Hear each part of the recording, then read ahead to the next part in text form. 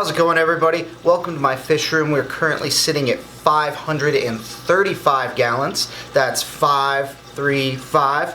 And that's only between 7 tanks, so I typically have some fairly large tanks. There's a couple of 10 gallons, and then everything else is 75 or bigger. I'm going to take you on a tour through all of those tanks today for a quick update as we head into 2023. But before we do that, I want to give a little shout out to a buddy of mine, starting a YouTube channel. He's been uploading videos all the time.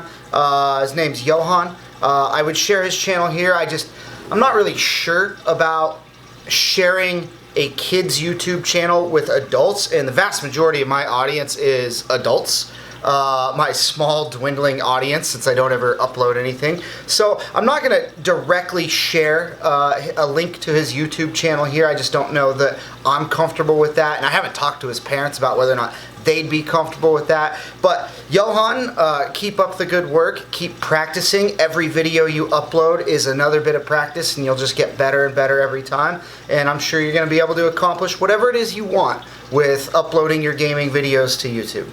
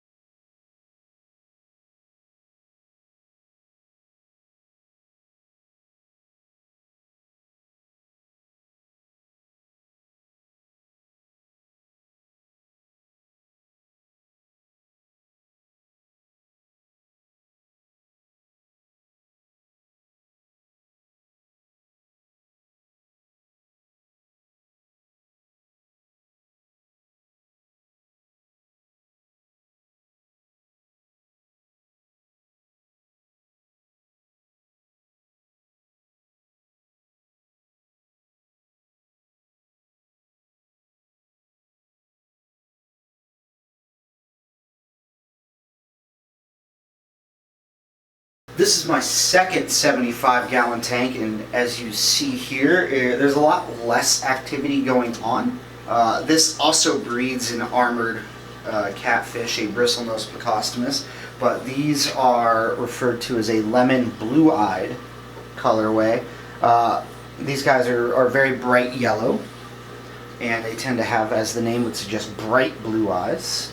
The only other fish that is in here is a gourami that was from my fiance's tank, and it actually survived a heater breaking that sent the water up to about 102 degrees Fahrenheit.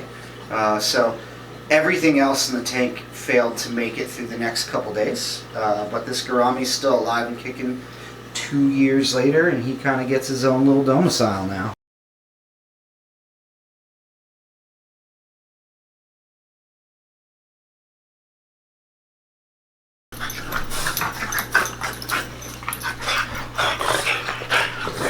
Take a quick break to check out my French dogfish. They're extremely aggressive, apex predators, very elusive, always at war with each other, as you can see.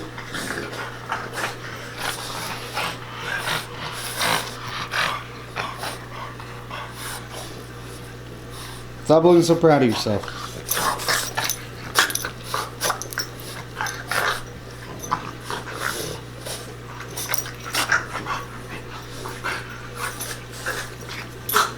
This is my 125-gallon tank, and this tank is primarily home to the biggest bristlenose plecostomus I've ever personally seen. It does appear like there's a big yellow lemon one in here, but that's not what I'm talking about.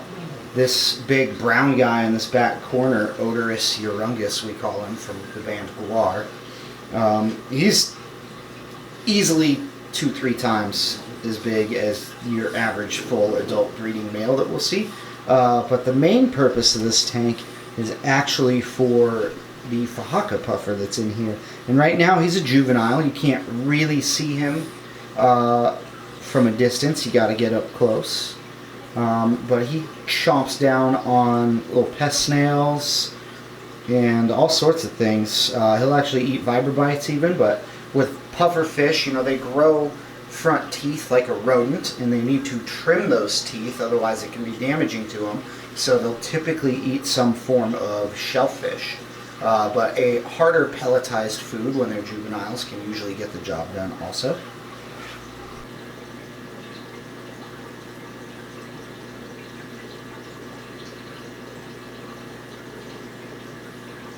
This is my 150 gallon acrylic TrueView aquarium. I actually restored this aquarium when I got it. It was in pretty rough shape, but one of the perks of acrylic is that you can sand the scratches out of it with a bit of effort and some dedication for sure. I probably got 100 hours into this project, but it is an absolutely stunning tank. It's a dual overflow 150 gallon tank, intended really for like saltwater reef, but obviously you can use it for freshwater. And I have a 40 gallon sump under it with enough biomedia to have a tremendous reef tank in here, all for the purpose of having enough filtration and capability to manage these extremely large Oscar fish. These are this is Bill and Ted. They were on this channel all the way back when they were little inch-long baby fish, and now they're tremendous. Though it does turn out, I think one of these fish may be female. I believe they've laid eggs twice now, I think, but they do seem to keep eating them. So I haven't had baby Oscar, though. You know, it was water change day the last time I saw eggs in there, so certainly could have stressed them out. And of course now they see me, and so they think it's food time. We might as well feed them. Let's hand feed them some shrimp. One of the huge perks of having fish this large is you can usually hand feed them.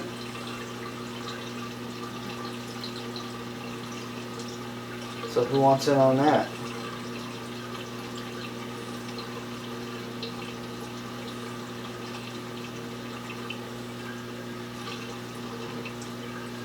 Go get it, buddy.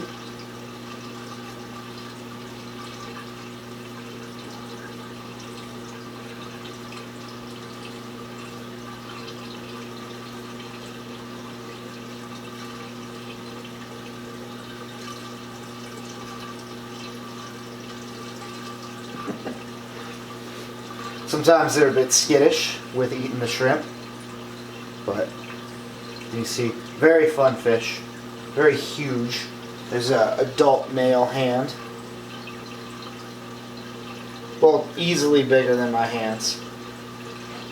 The black one's probably sitting at that 4-pound mark. He's a big boy. These two 10-gallon tanks are very overfed on purpose. They house juvenile fish that I have made. So the one on the left actually is full of Plecostomus. There are both lemon and red in that tank. None of them are big enough to breed, so don't really have to worry about crossing any genetics or anything like that. And the one on the right actually has dojo loaches. Some people call them a weather loach, and certainly if you ever had them, you'll see why. When the barometric pressure makes sudden shifts, the fish freak out. Sometimes they act totally goofy. Sometimes they sit like vertical, straight up and down. They're one of those fish you'll frequently think they're dead. They just lay on things, just to chill out, take a break, hang out on your decor. Very squirmy, worm-like fish. They like to sit and chill out. Like I said, you can see that guy is just hanging out on that rock, not moving. Oh, he fell off a little bit, so he just put himself back on. But absolutely fun. Tons of personality. If you feed flake food, they'll eat from the top of the water. Make this weird little sound. It's pretty crazy. But as you can see, they stir up all the detritus and excess food and everything in this tank. But what these tanks also breed are pest snails, and that's on purpose. And that's because I do need food for my puffer fish. So overfeeding these tanks will cause them to, one, need water changes twice as often, right? But it also causes them to have lots of excess nutrients for pest snails to eat, and therefore the pest snails breed like absolute crazy. And in this tank, actually, that's a rare sighting right there. That is a green phantom L200A high fin that's hanging out in there, and they're a slow grower, so that's going to take a while for him to be mature. But as we pan out, you'll see up near that filter, certainly, some of those juvenile armored catfish we were talking about. The bulldogs love to come down here and scratch at this glass and try to get at the fish that are in here. In fact, Matcha's coming over to stare at them right now. Tons of fun down here though, but this is where we keep the juveniles and build them up to size before they're ready to go off to the pet store. I do also have a 90-gallon tank running on a canister filter that is up and running, and it is cycled, and it does have a small fish in there that just keeps it cycled, but it is ultimately waiting for the dojo loach in the 10-gallon tank to go in there, and that will be my next breeding project. It's supposed to be a little bit more of a challenging breeding project, require a bit more effort, but I'm certainly excited for it. And then I'll get my quarantine tank back, right? That 10-gallon tank on the right is typically where I would treat incoming fish with typically a duo or a trio of medications depending on the fish and the likelihood of parasites or bacterial infection or ick, which is actually an external parasite. But I can't wait to get that tank back too. That's certainly a great asset to have, just a little 10-gallon quarantine tank for incoming fish, because most medications actually dose in 10-gallon. And then I do still have a couple of tanks with some lizards. Actually, I got a bearded dragon last year that a coworker of mine just found in his yard. His wife screamed and he went outside, and there was a obviously well cared for, loved, obese bearded dragon just chilling in their flower bed. No clue where it came from. They were never able to find where it was loved before. So now it lives at my house. I happen to already have that infrastructure set up. And I do still have some tarantula. Right now I only have a versicolor, but certainly one of my favorite transitions to watch in this species, right? Hopefully it's a female and it gets more and more red as time goes on, and becomes, just that beautiful bright versicolor that we all know and love. I don't know if you can hear right now, there's a bulldog trying to eat my feet, so I'm gonna go take care of those guys.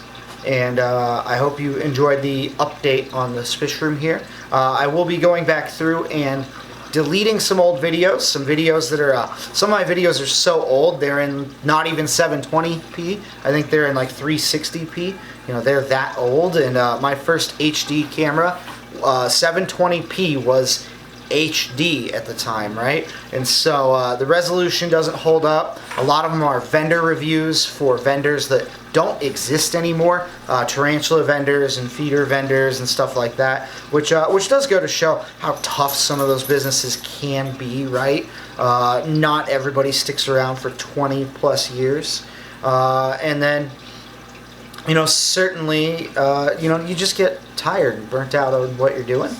So I'm going to take care of these dogs. I hope you guys all have a great 2023, and maybe we'll see each other soon. Maybe we'll see each other this time next year.